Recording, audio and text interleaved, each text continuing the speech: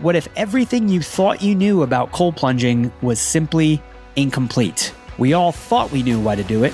The testosterone benefits, the recovery, the fat loss, the mental resilience, the getting tough. All real, all backed by science. But what if some of the most powerful benefits of cold plunging were the ones nobody's even talking about? The stress that disappears in 3 minutes, the anxiety that just leaves with controlled breathing and extended exposure, the evening alcohol cravings that simply stop. Today, we're going to dive into all of the unexpected benefits of cold plunging so you know if this is the right tool for you. Well, hey everyone, I'm Jesse Karajat. Welcome back to Stronger Weekly. If you're new here and for the first time joining us, thank you so much. Welcome. If you are a regular listener or viewer of the show, thank you so much for coming back to check in with us. Now, I am going to share something personal today because about 6 months ago, I started doing something that completely changed my life. And I don't mean that in a hyperbolic, clickbaity kind of way. That's not my style. I mean, it literally changed how I parent, how I work, how I train, and yes, how I relate to alcohol. Origins of this show, if you've been here for a while, started back in 2023. We focused a lot about alcohol because alcohol was something that really impacted my life in a negative way. And we've evolved. So now we focus on fitness, mental health, addiction, parenting, all the things. But alcohol continues to be something that I need to focus on to make sure it doesn't creep back up as a problem in my life. And the thing that I've done that unexpectedly has helped me continue to maintain a healthy relationship with alcohol and all those other benefits I stated is, believe it or not, cold plunging. And before you roll your eyes, if you didn't already, thinking that this is another just kind of bro science, life hacky optimization episode about testosterone and ice baths, just stick with me because what I discovered had nothing to do with what I was looking for when I started cold plunging back in July of 2025. So today, I'm going to break down the neuroscience of why just 3 minutes in 48-degree water, give or take, became the most powerful tool in my entire mental health and almost my physical toolkit, how it reduced my anxiety, helped me regulate my nervous system, especially as a busy, often overstimulated, stressed out parent. And yes, significantly reduced my alcohol cravings. I'm going to share the moment that I had that breakthrough and I realized it can help me with those things, the exact ritual that I use, the science behind it. We'll go into the physical benefits, practical protocols, and mental health benefits. So stay tuned. That is the deep dive topic of the week. But first, as we do every single episode of Stronger Weekly, we are going to talk about the news, what's happening in the health and fitness world. Just a couple quick headlines here. You know, there's a landmark trial that could fundamentally change how kids use social media in America. 3,000 lawsuits piling up against weight loss drug makers, surgeons performing operations 1,700 miles away from their patients. And of course, the Winter Olympics are coming up here soon in just a week. If you don't want to hear the news, you can just skip forward, get right into the deep dive on cold plunging. But I think you should stick around. We've got some good headlines and we're about to dive into them. So let's hit our health and fitness headlines of the week. Your first health and fitness headline of the week is a first of its kind trial that got underway this week in Los Angeles, one that could fundamentally change how social media companies design their platforms for young users. Let's dive into it. So Meta and YouTube are now defending themselves in court against allegations that their products are deliberately designed to be addictive to children. Of course they are. So some details. The case centers on a 19-year-old California woman identified only as KGM, who claims she became addicted to social media at the young age of just 10 years old, and that addiction contributed to depression and suicidal thoughts.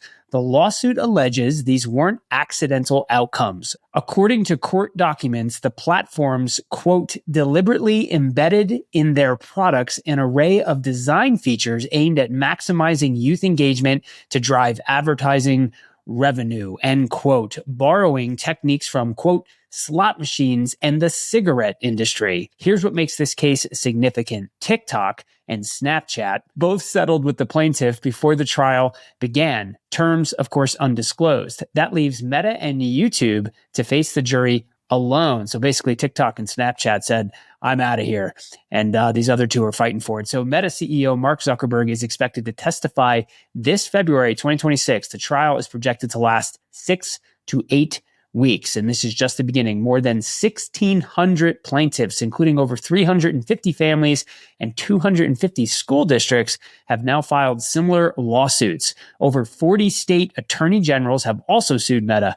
A federal trial representing school district is also scheduled for June. So how is Meta and YouTube responding? So Meta pushed back in a recent blog post stating these lawsuits, quote, oversimplify a serious issue, pointing to academic pressure, school safety, and socioeconomic challenges as contributing factors to teen mental health struggles. I'm sorry, it's just complete bullshit. A Meta spokesperson said the company is, quote, confident the evidence will show our longstanding commitment to supporting young people. Right. YouTube's spokesperson called the allegations, quote, simply not true. And of course they did. What this means for you, especially if you're a parent, this trial is worth watching very closely. Legal experts say the outcome could force tech companies to overhaul their entire platforms, particularly features like infinite scroll, autoplay videos, and notification systems that critics say are engineered to keep young users, your children, hooked. Meanwhile, France just voted to ban social media for children under 15, and Australia became the first country in the world to ban it for those under 16. The regulatory landscape is shifting fast, and thank God it is. It'll be better for our children, better for society at large. Next up, thousands of lawsuits, more lawsuit news here, are now stacking up against the makers of popular weight loss drugs like Ozempic and Wegovy. It feels like we've been covering this topic of GLP-1s for the last 3 to 6 months, and what started out as lots of excitement is turning out to be lots of concern. So as of this month, there are now over 3,000 active lawsuits in federal court, and legal experts estimate total liability could exceed $2 billion. And that's just the start of it. So here's what's driving the litigation. Plaintiffs, people that use these medications, allege that drug maker Novo Nordisk failed to adequately warn patients about some serious side effects, particularly gastroparesis, also called stomach paralysis, as well as intestinal blockages and, in some cases, permanent vision loss from a condition called NAION. Hope I'm saying that right. Otherwise known as non-arteritic anterior ischemic optic neuropathy. The numbers are striking. According to a RAND survey, about 12% of Americans have now used Ozempic or another GLP-1 drug. I'll say that back. 12% of Americans. That's crazy statistics for something that's so new. That is 1 in 8 adults. Among women ages 50 to 64, it's 1 in 5. Between December 2024 and February 2025 alone, 143 new lawsuits were filed. Look, I always say when something blows up this fast, do not be an early adopter because there could be consequences. It's starting to look like there could be consequences for using these GLP-1s, especially if it's not done under the medical supervision of a professional. In October 2025, the Wegovy warning label was finally updated to include severe gastrointestinal adverse reactions. And in June 2025, the World Health Organization, otherwise known as WHO or WHO, warned that semaglutide drugs, GLP-1s, may rarely cause NAION, a sudden painless vision loss in one eye. One doctor called it, quote, in effect, a stroke of the optic nerve. And what this means for you, if you are taking or considering taking these medications, don't panic yet, but do have an informed conversation with your doctor. The drugs have helped millions lose significant weight, but like any medication, especially a new one, they do carry risks. Symptoms to watch out for include nausea, vomiting, bloating, or any sudden change in vision. The key takeaway, these are powerful drugs. They can be effective, but the emerging legal picture suggests the risk profile may not have been fully communicated or known for early patients. So be careful, folks. Next up, here's a sentence I never thought I'd say.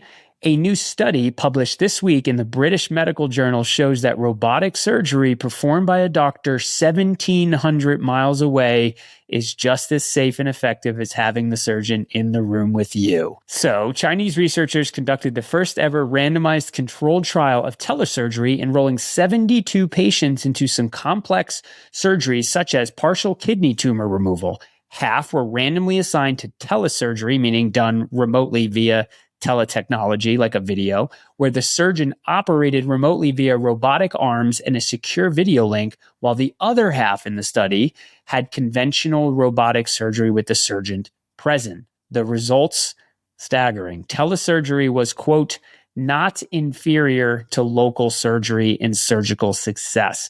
The system remained stable at distancing ranging from 600 to 1,740 miles. Blood loss, complications, recovery time, and even cancer outcomes showed no significant difference between the two groups. This builds on a remarkable milestone from last year. In June, a surgeon in Orlando, Florida, successfully removed a prostate cancer tumor from a patient in Angola.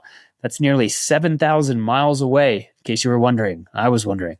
As part of the first FDA-approved trial of transcontinental robotic telesurgery. Amazing stuff. So what this means for you, the implications here are profound for both people needing these surgeries, access to the surgeons who perform them, all those things. This is exciting stuff.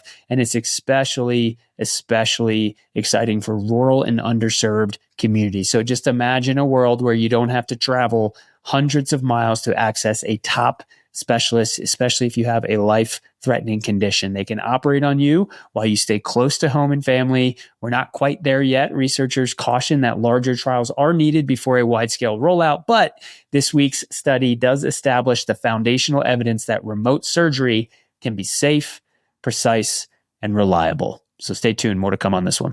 Next up, good news for you cannabis users. Looks like it's going mainstream at the arena near you. So Chicago's United Center, home of the Bulls and Blackhawks and the largest indoor arena in the country, just became the first major U.S. venue to sell THC-infused drinks at concession stands. So starting in February, concert goers 21 and older will be able to purchase hemp-derived THC beverages alongside beer and cocktails. The arena announced a multi-year partnership with Rhythm, a Chicago-based company, to sell drinks containing 5 milligrams of THC in flavors like lime jalapeno margarita and grapefruit paloma. Notably, these drinks won't be available at Bulls or Blackhawks games, so no sport games yet. The NBA and NHL rules prohibit that, but they'll be sold at concerts and live events at multiple locations throughout the venue, including dedicated branded THC bars.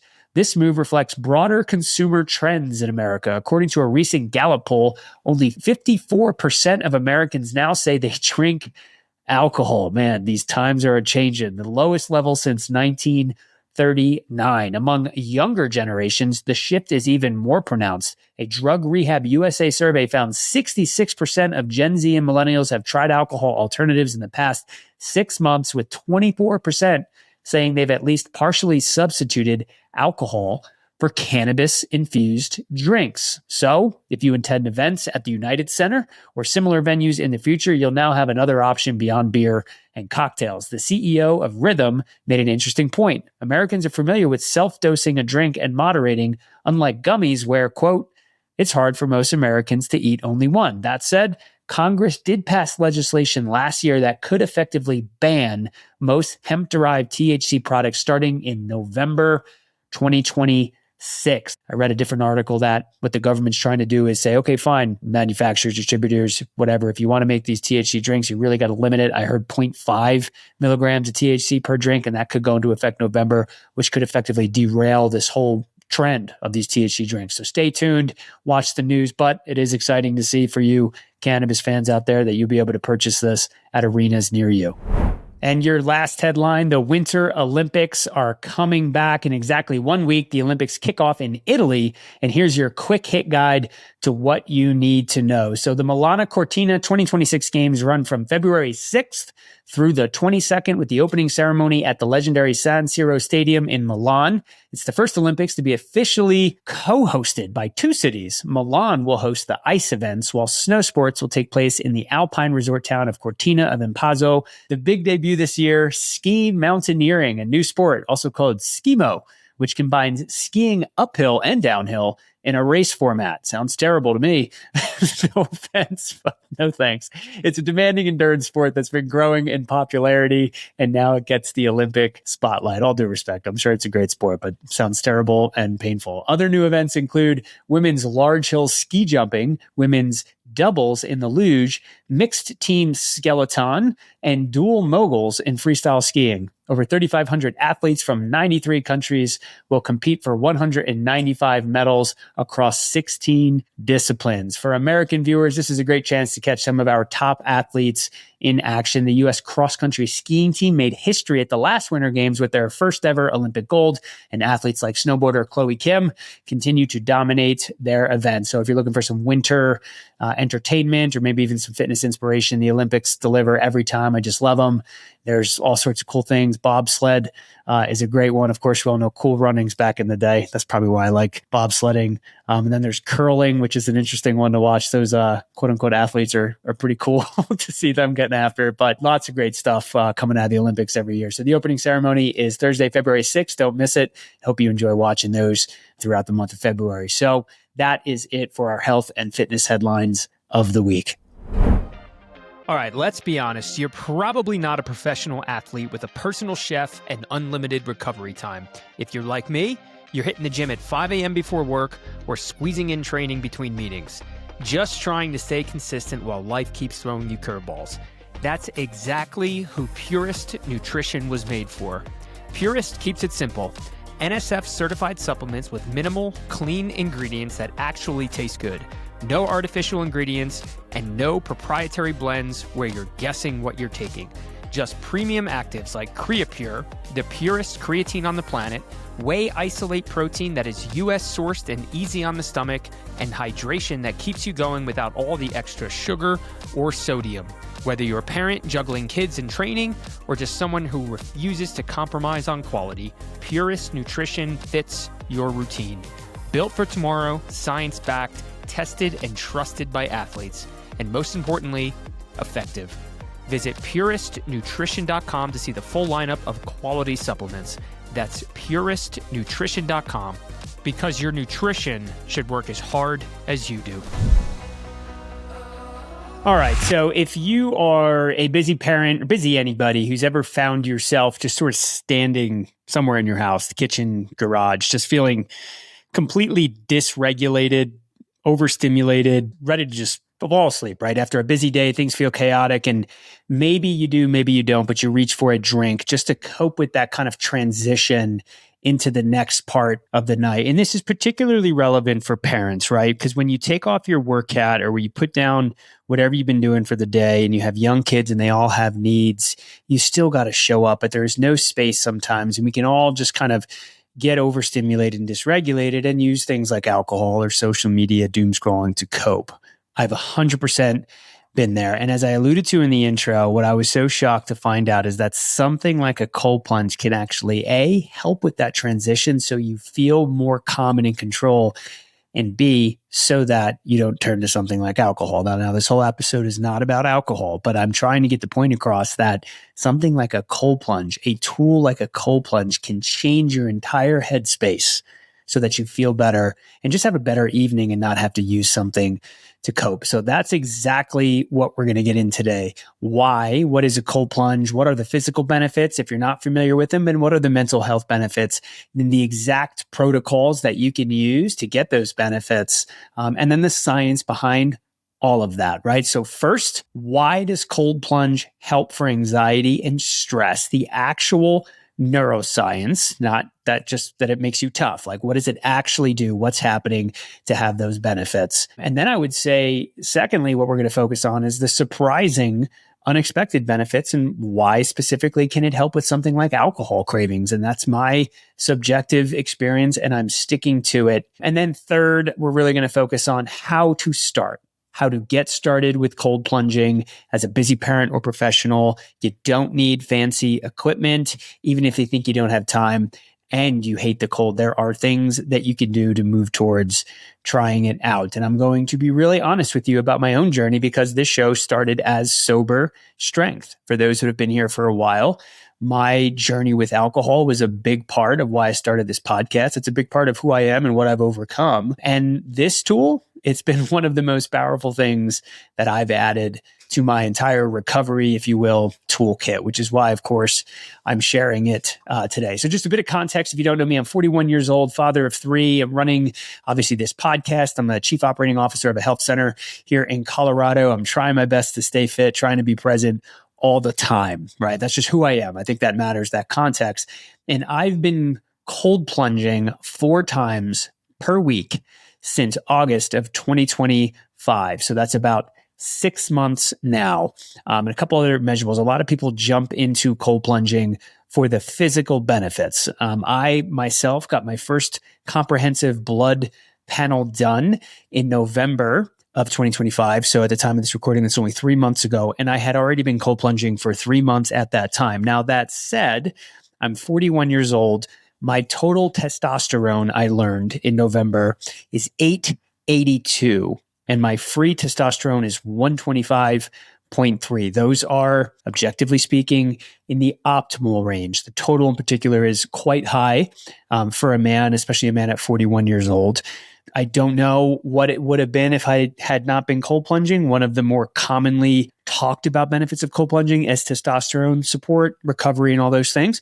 But my testosterone is objectively high. My VO2 max is 53, which is very high for someone in my age. It has a lot to do with my training, but also my sleep and my, I would say, less alcohol consumption actually helps with that. This is all relevant to cold plunging. I promise. I get a lot of quality sleep. I don't get a lot of quantity. So on average, I get about 6.5 hours of sleep. I'm in bed for about 7.5 to 7.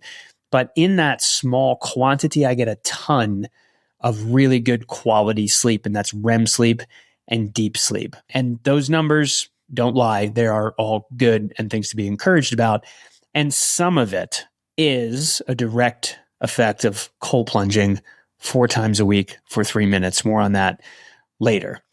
But one of the things outside of the physical benefits that I've noticed since I started cold plunging about 6 months ago is I'm calmer. I feel more present after I do it, which is really important to me with 3 young kids, all 3 of them under 7 years old. I'm not reaching for alcohol to cope as much, particularly when I cold plunge in the evening versus the morning, and just a slew of other benefits. But I think just to get into why I started, I had been hearing about cold plunging for what feels like 3 or 4 years. Andrew Huberman from the Huberman Lab has been talking about it. All the biohackers are doing it. Joe Rogan's got his cold plunge right in his studio. And honestly, I just thought, wow, another trend. We're also inundated with the newest fads that are out there. Like one more thing that I need to evaluate, consider, and potentially purchase and invest my time in. So I was a little turned off, but I kept seeing the research, particular on testosterone, on physical recovery, and on inflammation. And at 41 years old, I do want to stay strong. I want to increase my health span. So I was interested, but I was sort of just monitoring from afar, if you will. So I thought, all right, at one point, let me just try this thing. I've heard enough good things about it. So with cold plunging, here's the truth. I started cold plunging for the wrong reasons. I wanted the higher testosterone, the better recovery from workouts, maybe some fat loss. It's debatable, but to feel like I was doing something to optimize myself and to build mental resilience. That's what everybody talks about. So I bought a tub. I was doing 3 times a week, about 1 to 1.5 minutes at like 52 degrees. And if anyone's listening that's an avid cold plunger, you're probably shaking your head like that's nothing. It was something for me. And then I found that really quickly, like in the first 3 to 4 weeks, I was able to just extend the duration that I was in there. I got up to 3 minutes per session very quickly, but also decreased the temperature. Now, I've read and I've heard and backed this up with science that below a certain temperature, there's really no additional benefits other than mental resilience. So it seems to be that around 48 degrees, if you go colder than that, it's not going to be any more benefits. So why torture yourself? And I didn't want this to become something that I just dreaded. So I landed in a place where I started doing it 4 times a week, 3 minutes per session each time, around 48 degrees. It could be 50, could be a little bit less, depending on the air temperature outside.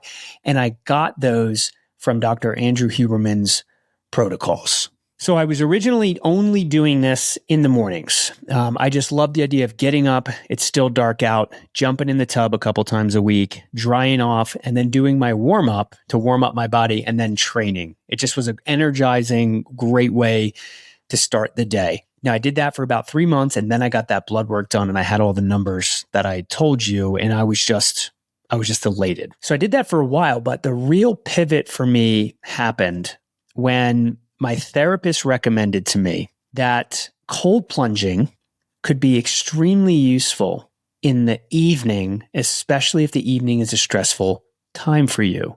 And what she explained to me was that cold water immersion, especially when you submerge all the way to your neck, activates what's called the vagus nerve. It's this long nerve that runs from your brain to your gut, and it's responsible for the parasympathetic nervous system, which is your rest and digest mode. Most of us probably remember this from science class in either high school or college, right? But when you are dysregulated, and this is key, especially for a lot of us, your sympathetic nervous system is running the show, fight or flight, right? You are in survival mode. Now, the cold plunge, she said, forces a reset. It forces you to focus on your breath, on the present moment, on regulating yourself through discomfort. For anyone that's ever tried a cold plunge, this resonates with you, right? So I thought, all right, let me try it. So I looked at my calendar, and I remember it vividly. There was this one day where I looked at the end of the day and I saw the last meeting that I had,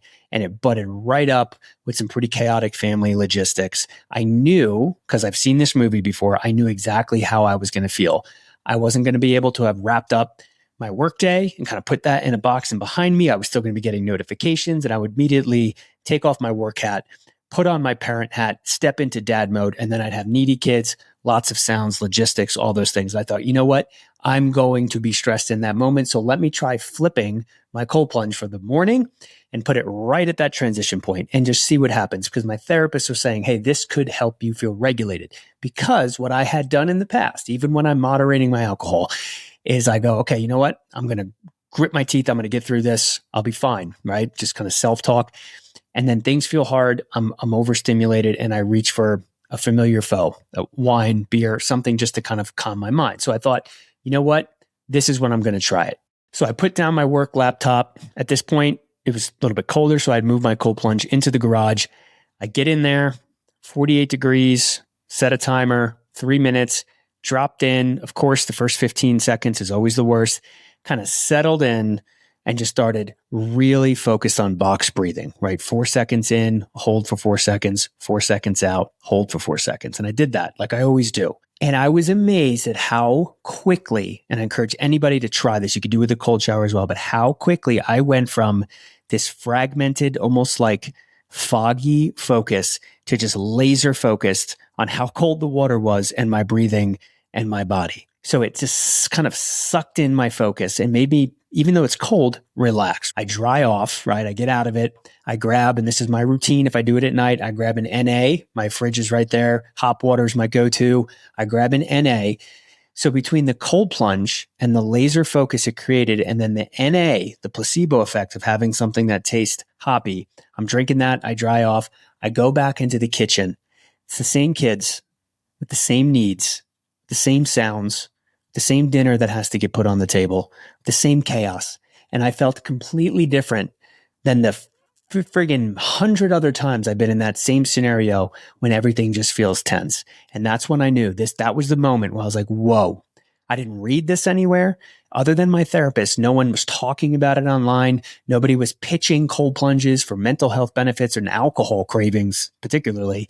And I said, whoa, I found something here. This is helping me. And that's my experience. And I know that if something like a cold plunge, cold shower, whatever, it could be a sauna, I don't know, haven't tried it, but something that physically changes your state and forces you to focus can be such a powerful tool to help with alcohol cravings and mental health and just a reset in general. I knew I wanted to talk about it on the show and encourage other people to try it if that's something that you struggle with. So ever since, I've been mixing it up. I've been doing cold plunges in the morning. I've been doing it at night sometimes based on my schedule.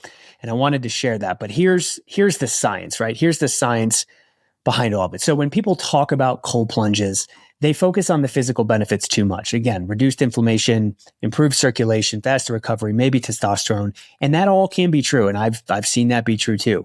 And the science backs that up. But I wanted to focus on today is what happens in your brain when you get into cold water, because that's where the magic happens for stress, anxiety, and mental health. So we're going to cover three main mechanisms here: the norepinephrine and dopamine boost, the vagus nerve activation, and the stress reduction. And of course, the beta endorphin effect on cravings. That's the last piece, the alcohol part. Let's be honest, most of us don't have a private gym, a full-time trainer, or hours every day to lift. If you're like me, you don't even have time to commute to a local gym. You're training early in the morning or carving out 40 minutes between work, kids, and everything else competing for your time. And when fitness matters that much to your well-being and your health, you've got to have home fitness equipment that's as strong and reliable as you are. That is exactly why I use Rep Fitness. Rep is built for people who train with purpose, people who need high-quality, reliable equipment engineered for real strength. Designed right here in Colorado, USA, Rep Fitness provides racks, benches, bars, and plates that offer commercial-grade durability without commercial gym prices. Premium materials, smart engineering, and fair pricing. Whether you're outfitting your very first garage gym or upgrading your current setup to match where you want to go with your training, Rep makes gear that keeps up with your life and your goals. Visit repfitness.com to see their full lineup: racks, benches, bars, plates, conditioning tools, and everything you need to build a home gym that works as hard as you do. That's repfitness.com. It's finally time to pursue your strength. So let's start with the dopamine piece. So when you immerse yourself in cold water, especially water between 46 and 52 degrees, which is what I use, your body has an immediate stress response. It's biological. Your heart rate spikes, your breathing gets rapid, and you want to get the hell out, which is a survival mechanism. It's your sympathetic nervous system kicking in, and your body thinks, this is dangerous. We need to survive or get out of here. And in response, your body releases a massive amount of noradrenaline. Studies show that cold water immersion can increase this by 200 to 300%. And some research shows even up to 530% increases. Now, what does this mean? This is a neurotransmitter responsible for focus, attention, alertness, and mood regulation. So basically, it's your brain's way of saying, wake up, pay attention, be sharp. Pay attention, be sharp, not things that you can just will yourself to when you're already dysregulated and overstimulated. And this is why when you get out of the cold plunge, you do feel incredible clarity and focus, like a mental sharpness. And it is not person to person or placebo. It is chemistry happening. But what's even more interesting is it lasts for hours after you get out. Research shows that the effects can last 2 to 3 hours, which means if I cold plunge at 5, I'm getting that focus and clarity boost throughout the entire evening routine. And if you're a parent, you know this. Dinner sounds great with young kids, and so does playtime and bedtime. But when you're in it, especially when you're already tired, it can be hard, and it's okay to just admit that. And that's why this particular tool, cold plunging, cold exposure, works so well for that transition. So let's talk more about dopamine. So cold water exposure also triggers a release of dopamine, the motivation and reward chemical. One study found that cold water immersion can increase dopamine levels by up to 250%. Dopamine makes you feel good. And when you're feeling lousy or stressed, this is a good thing, and cold plunging helps with that.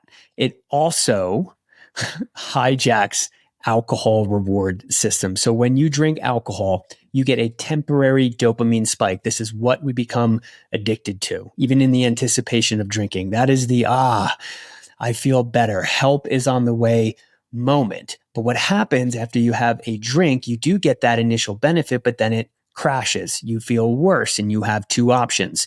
Keep drinking, which is a snowball effect, which is bad for you, or stop, which makes you feel lousy. Cold plunging, instead of reaching for that alcohol, gives you a natural, sustained dopamine boost without the crash. You are training your brain to get that good feeling from a healthy stimuli instead of a substance, which is massively important, especially for people who are trying to cut back on their drinking. And for me, this was huge. I found that I was using alcohol to get that good feeling to help me feel better when I was stressed. And I could get a similar experience from just 3 minutes in cold water without the negative side effects of alcohol. And there are hundreds. So hopefully what I'm making clear here is that this is chemistry in action and it's powerful. Now let's talk about the vagus nerve, which I mentioned earlier, because this is where my therapist blew my mind. The vagus nerve is the longest nerve in your entire body, and it runs from your brainstem all the way down to your gut. And it is the main nerve of your parasympathetic nervous system, your rest and digest mode. When your vagus nerve is activated, you feel calm, regulated, safe, and present. When it's not activated, you are in sympathetic overdrive, fight or flight, stress, anxiety. And here's the fascinating part: cold water immersion, especially when you submerge all the way to your neck, the back of your neck, directly activates the vagus nerve. What this means in practice is when I get into that cold plunge at 5 p.m., my nervous system is in sympathetic overdrive from the workday and what is coming to me, which is busy parenting mode, right? The first 30 seconds, my body freaks out even more. The cold is a stressor. But then around 45 seconds to 1 minute in, I start controlling my breath, calming down, deep inhales, slow exhales, staying present, and my vagus nerve kicks in. And anyone that's cold plunged, you know this. It takes about 30 to 45 seconds and you get into almost like a deep relaxation because you just passed the hardest part, but you really start to settle in. By the time I hit 3 minutes and get out, my nervous system has effectively been reset. I'm regulated, and that is why I can transition from work mode to dad mode so smoothly. It's not willpower anymore. It's not trying harder to be present. It is my physiology. It's giving my nervous system a tool to regulate itself. And for busy parents dealing with constant stress, I can't recommend this tactic or this tool enough. Now let's talk about the part that might be the most surprising: how cold plunging affects alcohol cravings. Because when I tell people this, they are skeptical. It's like, come on, cold water cannot replace alcohol. And you're right, it doesn't replace it. It is not a magic cure, especially for those who are really struggling with alcohol use disorder. But what the research shows is clear. Cold water immersion triggers the release of beta endorphins. Beta endorphins are your body's natural feel-good chemicals, and they're what give you that runner's high after intense exercise. But here's the key. Beta endorphins act on the same opioid receptors in your brain that alcohol acts on. When you drink alcohol, it binds to those opioid receptors and creates a feeling of relaxation, pleasure, relief, maybe a little bit of euphoria and excitement. Now, when you cold plunge, you are activating those same receptors, but naturally, without all the downsides of alcohol consumption, without the toxicity, without the crash, the hangover, the inflammation, and the threat of becoming addicted to a really harmful carcinogenic substance. Huge. One study on cold water therapy for addiction recovery found that cold showers and ice baths helped reduce cravings by boosting beta endorphin levels. So this is science-backed. The study noted, quote, "This chemical acts on the opioid receptors in your brain, which can blunt cravings." I stumbled on this by just trying it and then found that there is research out there that backs it up, which makes me a huge believer. And I want to be really clear. I'm not saying cold plunging can cure alcohol use disorder. If you're struggling with alcohol use disorder, please seek professional help if you've tried many times and keep failing. To get better, therapy, support groups, medical intervention, even fitness are essential tools. But for me, someone who was essentially doing those things, I was in therapy and I exercise regularly. This was incredibly helpful to help me moderate my drinking and hit my drinking goals that I've established for myself, right? Because for me, the evening drinking, especially during the week, was not about the alcohol itself. It was about what I was chasing, which is I wanted to feel more relaxed, less stressed, able to transition from work to home. But why? Why does that matter? Because that feeling was robbing me of the joy of being a dad and being home with my family and having dinner time and playtime and cleanup time, right? I mean, I was really feeling like I was missing the moments that matters. And alcohol gave me a shortcut to that feeling. And it was a fake shortcut. And it numbed me out and it made me less present, and then worse the next day. And it interfered with all of my productivity and fitness goals. Cold plunging can help me get that same feeling of being present, but it actually doesn't hurt me long term. I get out of the cold plunge and I genuinely feel calm, clear, energized, and regulated and ready to be present. And my experience, the cravings aren't always gone, but they are significantly reduced and manageable. I found a more healthy tool than alcohol, and that's the bottom line. And one last piece of science here has to do with sleep and recovery, right? So I mentioned earlier that I average about 3+ hours of quality sleep every single night off of about 6.5 total hours of sleep. Now, for a 41-year-old with 3 kids and essentially 2 jobs and big fitness goals, that's pretty remarkable to get that much deep sleep. And I believe that cold plunge plays a big role in that, especially if I'm doing it at night. Now, research shows that cold exposure can improve sleep quality by helping regulate your body's core temperature and encouraging deeper relaxation. So when you cold plunge in the evening, your body temperature drops significantly. Then as you rewarm, your body goes through a temperature regulation process that mimics the natural temperature drop that happens when you fall asleep. So again, science backed. It helps you fall asleep faster and get into deeper sleep stages. And for me, I've noticed on those nights when I cold plunge, I sleep better. Period. I wear an advanced sleep tracker. It's a Whoop. I know what I'm getting. And there's a pattern between cold plunging at night, getting to that place of relaxation and calm, putting the kids to sleep, drifting into sleep. I just sleep better. And that's my experience. And the data backs it up. And it's all connected. All right, let's get into some practical steps here. And for anyone thinking that's not currently cold plunging, let's talk about getting started. So let's think about like your first 2 weeks. Let's just say you have not invested in an actual cold plunge. You want to try it out. Let's just start with your normal shower. I would say do your normal shower as you normally would. Maybe try this 3 or 4 times a week. And at the very, very end, turn the water to cold as it gets, and stay in for 30 seconds. That's it. If you can handle it, I would put it on the back of your neck or your chest, but just jump in for 30 seconds. Focus on your breathing. You will feel a little bit shocked. Try not to gasp too much. Just deep breath in, deep breath out, 30 seconds, and then get out and dry off. You can even turn the warm water back on if you want, but 30 seconds, 3 to 4 times a week. That's your first 2 weeks. Give it a shot. Don't quit. Now let's go into weeks 3 and 4. Let's go for a 1-minute cold shower. Same thing. Start your normal shower, do your soap, your shampoo, get cleaned up, and then do 1 minute. 1 minute straight. Your body should be adapting by weeks 3 and 4 so that the initial shock is not as intense and you're learning to control your breathing. So that's 1 minute. Again, 3 to 4 times per week, weeks 5 to 6. If you're still in it, you're still sticking with it, let's go with a 2-minute cold shower. You're really starting to build tolerance. Your nervous system is adapting. Go for 2 minutes at the end of your regular shower 4 times per week. Note the benefits, see how you feel, see if you're enjoying it, see if you're feeling some of those cognitive benefits I described. And if you're in it and you're seeing it at this point, you've built up enough tolerance to invest in a cold plunge. Full immersion. There's more physiological and mental benefits if you can do a full body immersion versus a shower. Shower is great if it's all you have, but there's a reason why people invest in something that you can immerse yourself in fully. So that's where you would look for a cold plunge. And that's where you want to get to those protocols that I mentioned earlier that I myself do. Look for 12 minutes of total exposure per week. You can spread them out across 3 sessions or 4 sessions. I mentioned earlier, I really enjoy doing 4 sessions per week, 3 minutes each session. And I tend to do those on Monday, Tuesday, Thursday, and Friday. If on a given day I don't, I'll just do it on a different day, but shoot for 12 minutes per week and make sure that you're immersing yourself all the way up to your neck. Your vagus nerve is huge. That's where you get all that central nervous system benefit. And that's what I would do. And you can choose to do it in the morning or the night if you're experiencing some of the challenges I do.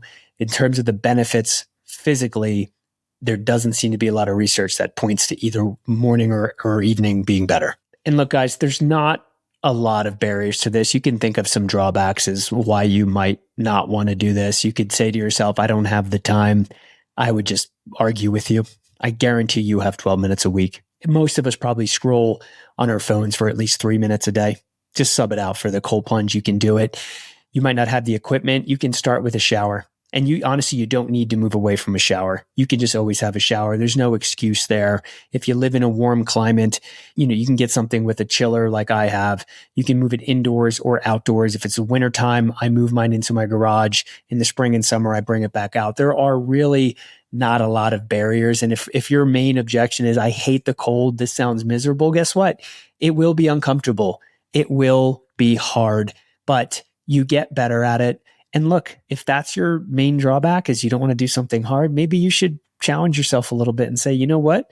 Maybe I can build some mental resilience, because we all could benefit from being able to do harder things more frequently. And I have to say, that's one of the more, I didn't touch on this, but one of my favorite moments is when I get out of that thing in the morning and the hardest physical 3 minutes of my day is gone, and you're starting your day with a massive win. You checked a box early and you just feel like you can conquer the day that day. And if you're wondering if it's safe, yes, it's safe. You do have to kind of ease yourself into it at first. Don't jump into frigid temperatures from the start, and don't try to stay in there for 6 or 7 minutes. Ease into it. Use the protocols that I've laid out. Talk to your doctor if you have any existing health conditions which could make cold plunging problematic. I have heard and seen some research that if you have heart issues or anything going on with your cardiovascular system, you may want to talk to your doctor first. So if you have anything in your mind that could be or put you at risk for cold plunging, do please do some research, talk to your doctor, and I'm sure they will steer you clear. So hopefully this information was helpful for you. I appreciate you hanging on and listening to the whole deep dive on the topic. Cold plunging, look, it's here to stay. I don't see myself ever moving away from it. It's been incredible for me, and I hope that you find benefit in your own life as well. All right, everybody, let's land this plane. Let's bring this thing home. I know it's been a longer episode. I was just really excited to share what I've learned in this whole journey of cold plunging. And again, those unexpected benefits when you're buying something for one reason and you think it's more physical in nature, and then it helps you in so many other ways. I just wanted to share it and get it out there with the audience. So here's what I want you to try. If you are at all interested or curious or maybe even persuaded to give this a shot for the next 7 days, just try cold exposure. You don't have to go out and buy a big expensive tub or do anything crazy. Even if it's just 30 seconds at the end of your regular shower, just try to turn that water cold and ease into it. See how you feel. See if it has any impact. Of course, it's going to be hard at first, but you just might find some of the benefits that I've talked about here on this episode. Things like improved mood, or even like reduced stress, or just a little shock of the system just to get you more focused. So if you try that, and I'd love to hear from you, shoot me a DM on Instagram at Stronger Weekly Podcast, or shoot us an email at contact@strongerweekly.com. Let me know how it went. I'd love to engage with you, have a conversation, see if I can help you kind of lean into the protocols that we practice here on this show. If you're still here, thank you. If you found this episode valuable, here's how you can help. One, maybe share it. Send it to another busy parent or professional who's kind of struggling to stay ahead of their fitness and their health. Text it to a friend who's trying to moderate their drinking. Post it on your Instagram story. Just do something to share it. We'd really appreciate that. You could leave a review if you're listening on Apple Podcasts, Spotify, even YouTube, wherever you find us. Just take 30 seconds to rate us and leave a review, and maybe even subscribe if you haven't already. We drop new episodes every single week, which feature health and fitness news and deep dives on topics and interviews with amazing guests. If you want more of us and want to stay tuned, please just give us a follow and tell anybody that you can. And last but not least, if you want to get health and fitness news right to your email inbox, we've got an email list. You can go on our website, strongerweekly.com, and sign up there, and we'll send you episode drops as well as health and fitness news so you can read it if that's your preference. So once more, thank you so much for joining Stronger Weekly. We hope you have a great week and you're growing stronger this week, and we'll see you on the other side. Thanks for joining.